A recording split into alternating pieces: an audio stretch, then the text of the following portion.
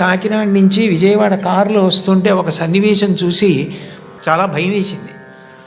ఒక ఆయన భార్య భర్త కూర్చున్నారు.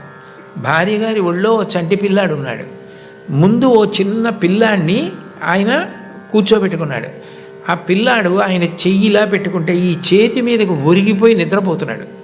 ఆ నిద్రపోతున్నవాడు ఎప్పుడు జారిపోతాడో తెలియదు. కింద ఆయన చెయ్యి వదిలి పిల్లాడిని పట్టుకుంటాడా, పిల్లాడు నిద్రలో ఇంకా ఇదైపోయి పక్కన ఏ హార్నో వినపడితే ఉలిక్కిపడి పడిపోతే, దాని బదులు ఒక ఆటోలోనో ఇందులోనో వెళ్ళొచ్చు, బస్సో ఎక్కి.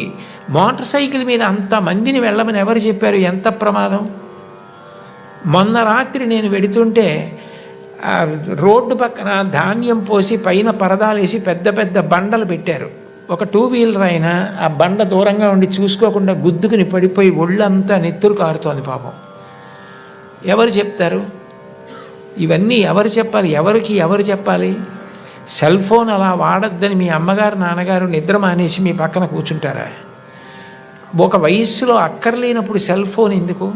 మా తరంలో మాకు ఇప్పుడు తెలుసు సెల్ ఫోన్, ఒకప్పుడు సెల్ ఫోన్ లేదు అసలు. ఎందుకు సెల్ ఫోను?